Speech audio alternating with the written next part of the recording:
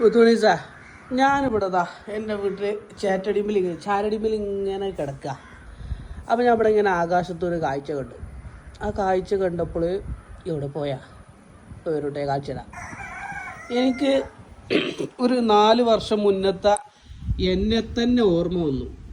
അജാതി ഒരു കാഴ്ച. ഇവിടെ ഉണ്ട്, കാണില്ല. ഞാൻ പുറത്തിറങ്ങി നോക്കട്ടെ. നിങ്ങൾക്ക് പല ആളുകൾക്കും ചിലപ്പോൾ അത് കണക്ട് ചെയ്യാൻ പറ്റും.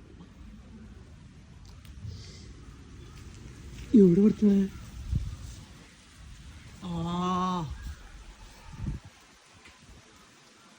അത് സീനായി ഗൈസ്. അത് അത്രയും ഹൈറ്റിൽ പോയി കണ്ടാ, ആർക്കും പിടിക്കാൻ പറ്റാത്തത്ര ഹൈറ്റിലെത്തിയത്. അതിൻ്റെ ഒരു എക്സാമ്പിൾ നഷ്ടമായി. തുടക്കം കാണിക്കാൻ പറ്റാത്ത വമ്പ നഷ്ടമായി. ഒരു പരുന്ത് ഇങ്ങനെ പറക്കായിരുന്നു. പറക്കുന്ന പരുന്തിനെ കൊത്താൻ വേണ്ടിയിട്ട് ചുറ്റോടിയിട്ടും കുറേ കാക്കച്ചാൾ ഇങ്ങനെ വട്ടമിട്ട് പറക്കാം. ഒരു പരുന്ത് ഇങ്ങനെ പോന്നു, ഒരു 5-8 കാക്കച്ചാൾ അതിൻ്റെ പിന്നാലെ ഇങ്ങനെ പറക്കാം. അതൊന്നും മെയിൻറ്റെയിൻ ചെയ്യാതെ അതിങ്ങനെ വട്ടത്തിൽ അതിൻ്റെ പണി ഇങ്ങനെ ചെയ്തുകൊണ്ടേയിരുന്നു. ഇങ്ങനെ കറങ്ങി അത് പൊന്തി മേലെത്തി. അപ്പം പരുന്ത് മാത്രമായി. കാക്കച്ചാളൊക്കെ പോലെ പണി നോക്കിപ്പോയി. ഞാനൊക്കെ യൂട്യൂബ് ചാനൽ തുടങ്ങുന്ന സമയത്ത് അങ്ങനെ ആയിരുന്നു.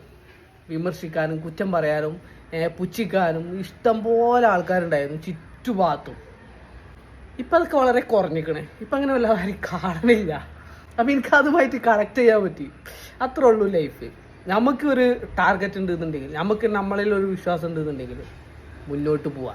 നമ്മളെ ടാർഗറ്റ് ലക്ഷ്യമാക്കിക്കൊണ്ട് മുന്നോട്ട് തന്നെ പോവുക. ചുറ്റുമുള്ളതൊന്നും ചിന്തിക്കരുത്.